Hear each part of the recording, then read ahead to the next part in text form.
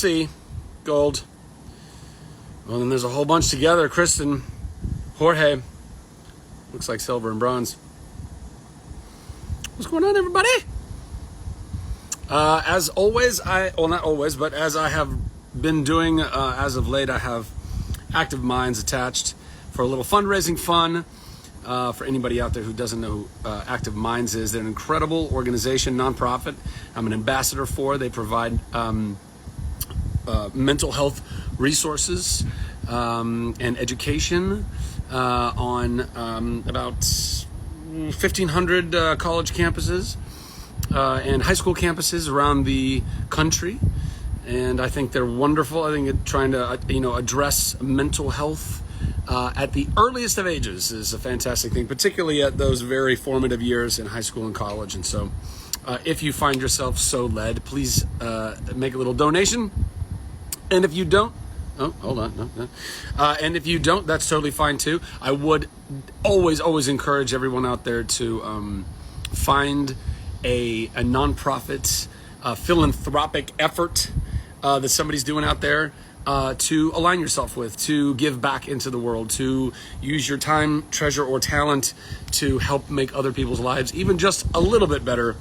That's all I will say on that. Thank you. We've already raised $75. Hey, I didn't really put a goal on there. It just kind of gives you a $100 default. So it looks like we're going to reach that goal pretty quick.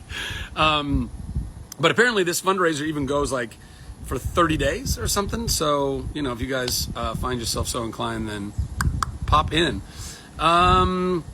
What's up? Hi, everybody. It's been a minute. It's been a minute since I've done a live. You know that I love spending time with you and talking about things, unpacking various bits and bobs of life. The thing that I wanted to talk about today, one of the things I wanted to talk about today, and I'll open it up for some questions and stuff too, is in fact the strike, the WGA now combined with SAG strike. This thing that has basically, we're in the midst of it. Anybody in my industry, we are all kind of, rolling through this crazy time together.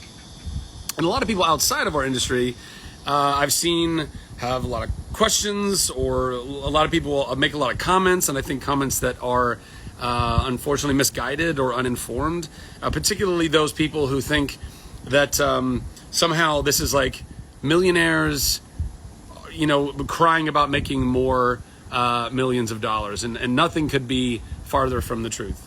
I reposted my friend Luke Cook's video that he did today, earlier on, and he kind of breaks it down, I think, pretty well. But just to kind of recap, 95%, so 5% of the actors in the Screen Actors Guild can pay for their lives. They can survive with just acting alone. 95% of the rest of the actors in the Screen Actors Guild cannot do that. They have to have some side hustle or multiple side hustles, or multi-hyphenate themselves. These are things that, by the way, we've been tracking for a while. These are things where myself, I'm so grateful and I am so blessed that I fall, at least at this point, I still fall in that 5%. I've been able to be an actor, and only an actor, and pay for my life and thrive in this life.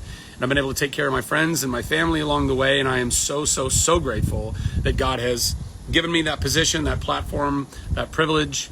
And I intend to continue to use that and leverage it and bring good into the world. And I hope you guys will continue to want to support me in whatever it is that I'm doing as an actor or otherwise. But you have to recognize that what's at stake here is not just a bunch of privileged people trying to hold on to their privilege or get more privilege. We have studios that have, listen, I think Hollywood is like every other industry in that the bottom line, the money, is unfortunately the most important thing to everyone's agenda at the top. Everyone at the top, all the studios, the networks, they're all about how much more money can we make? How much more money can we make? How much more money can we make? And from a business standpoint, obviously, you're always trying to grow your business. You're always trying to do well as a business. You're always trying to make more money as a business. I understand that, but it should never be made at the expense of the people that are making you that money. And It used to be that things actually worked a lot better. It used to be before they were streaming, and the only actual, kind of places that you would be able to find content was on a movie screen or on a television through network or cable television. It used to be that as a journeyman actor, as somebody that was top of show, guest star here, guest star there, you could actually make a decent living. You could live as an actor. And all of those residuals, all of those ways in which actors and people within the arts, other artists, even crews, our stunt departments who are also tied to SAG, our writers and their residuals, these have all continued. They've just been negotiated away. And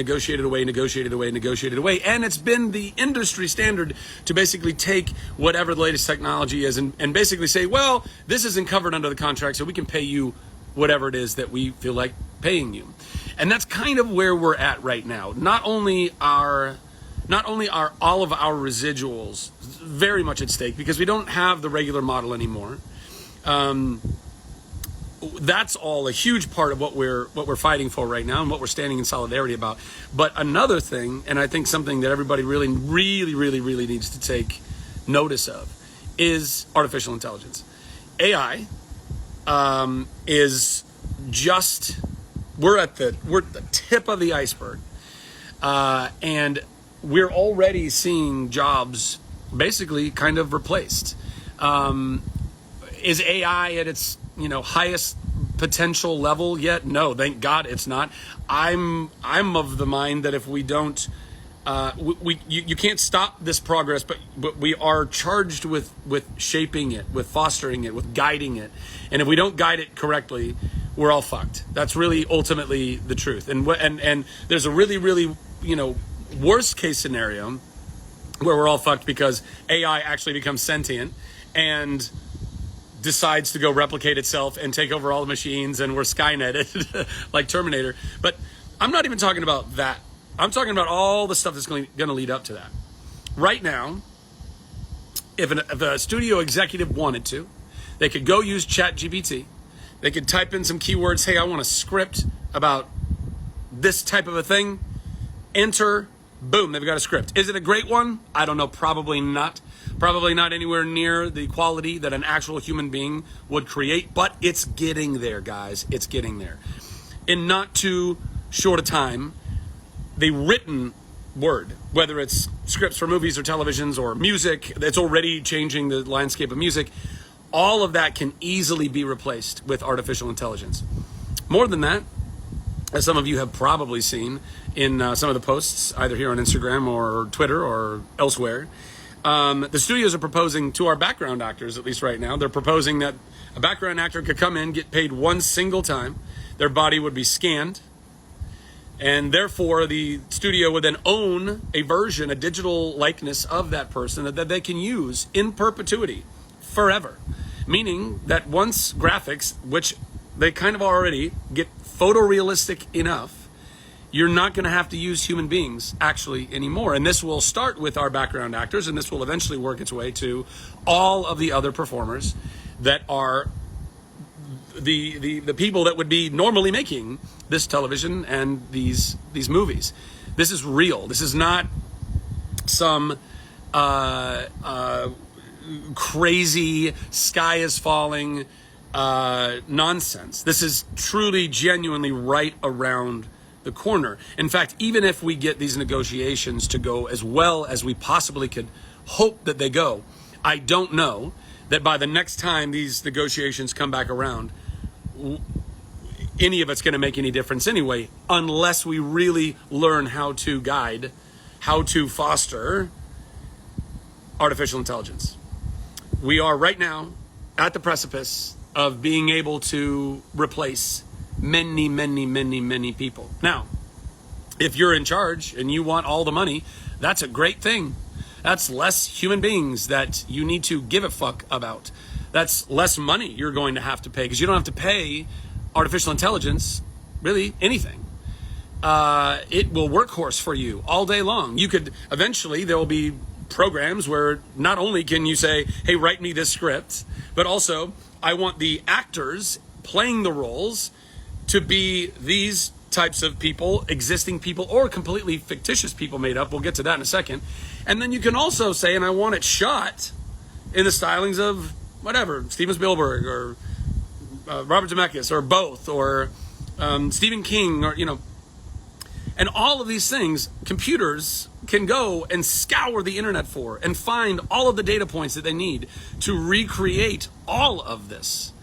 So in not too short a time, and I just want to make this very clear, in not too short a time, technically, we will be able to make a movie, make a TV show, make music. Right now, music's already kind of there, but make all of this art and not actually require any human being to do it.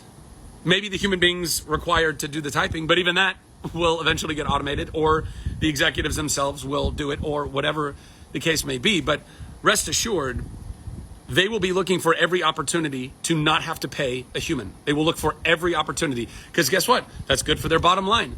More money, more money, more money, more money, more money, more money. And this is the inherent problem with industry at large across the world. They do not care about human life. They don't care about really life in general.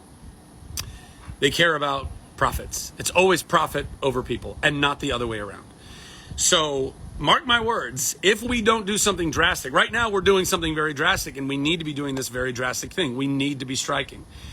We should have done this years ago. I wish that we would have. I wish that the last time the WGA and SAG got together and struck wasn't in the 60s or whenever the heck that was, or 60 years ago. I can't remember the exact situation, but it was a long ass time ago. And by the way, and when we did, it worked very well for everybody, because we held our ground and we said, no, you are not going to devalue us and our time, knowing full well that they are all making hand over fist money, like tons and tons and tons of money. The entertainment industry racking up dough, racking in dough. If these CEOs can make the many, many, many, many millions of dollars that they're making, if the producers can make the many, many, many, many millions of dollars that they are making, there is plenty of money to go around. There is plenty of money to take care of every single person on that set, to give them a livable wage. More than a livable wage, a very comfortable wage. There's enough there. But you got to have a conscience. And so I implore every single one of you out there, executives of the studios, and the producers that are all involved in these negotiations, for the love of God, please dig deep into your conscience. Ask yourself, what is truly fair? What is truly right? What is right? Because this won't be the end. We're in the middle of this right now, but this is not going to be the end. And to that effect, I think that it's going to be important, not just that we hold strong and we get through this strike, but,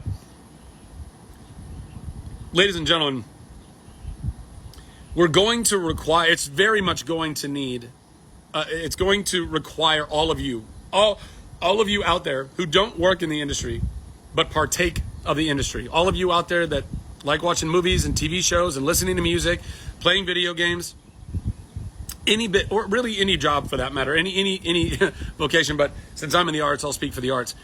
It's going to require you choosing very soon. It's going to require you choosing, do I want to support computer generated content, AI algorithmed content that may look amazing, may even have great scripts and great digital actors and great digital directors and all that, could be incredible. No doubt. We're going to get there where it's almost indiscernible. But we have to be the ones to discern that. We have to be able to say, oh, this is from humans and this is not from humans. And I really believe that we're going to have to make the conscious decision to support the humans. And not just, we're in the arts now, but eventually this is going to spill into a lot of other things. And if we are not supporting each other, fellow humans, and we are paying the large corporations for their computer-generated content or products or whatever it is, and more human beings are being taken out of the equation, we are in for dire straits. Like, ladies and gentlemen, dire straits. And I know this might, again, sound crazy. I know this might sound like, oh, that's not going to happen for 50 years. It's not long.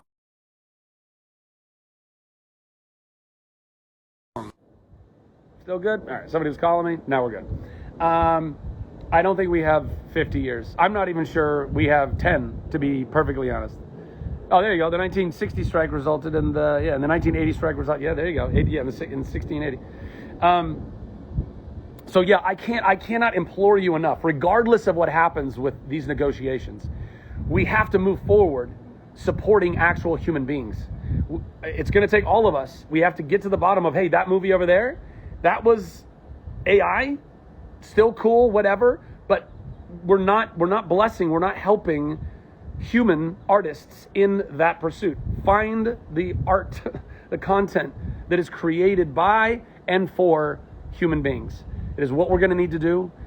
We're all going to have to make that decision. And by the way, and if you don't, but still your prerogative, it's your right, but if you don't know that, if you don't decide to choose that, if you don't decide to support human-generated content, then all of those humans will eventually become obsolete. All of those humans will not be able to make a living wage. All of them will eventually phase out of doing whatever that job is. And now all you will be left with is computer-generated content.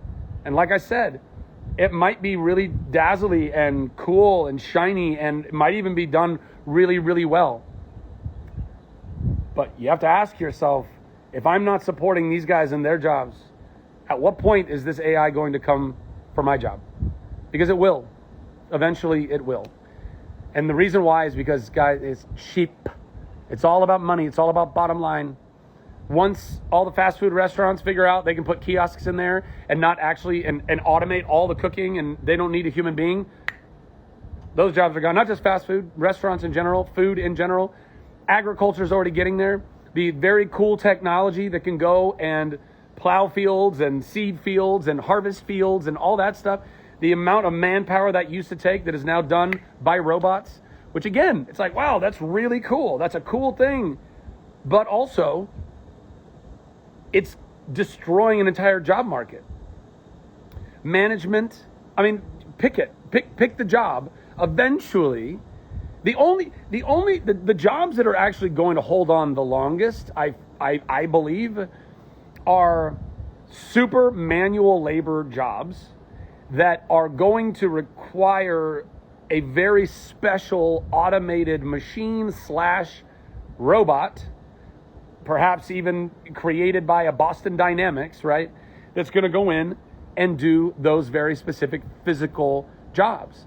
But everybody else's job, I don't know what you do, but I implore you to just do the mental exercise and ask yourself, how easy would it be for my job to be replaced by a robot? How easy would it be for my job to ultimately just become an algorithm within artificial intelligence that might do the job very, very, very well? But now you don't have a job, and I don't have a job, and they don't have a job, and they don't have a job.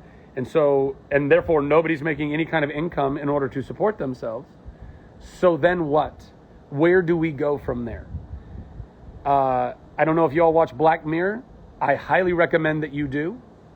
I believe it should be required viewing for all people, because it is a terrifying, but I think very sober glimpse into what the future could become if we don't do the things we need to do in order to guide technology, in order to guide progress. We got to start doing this, guys. This is not a drill. This is not Chicken Little. This is real. This is really, really, really where we're at. So that's it. That's all I got, I guess, on that rant, unless there's any questions that anybody has specifically.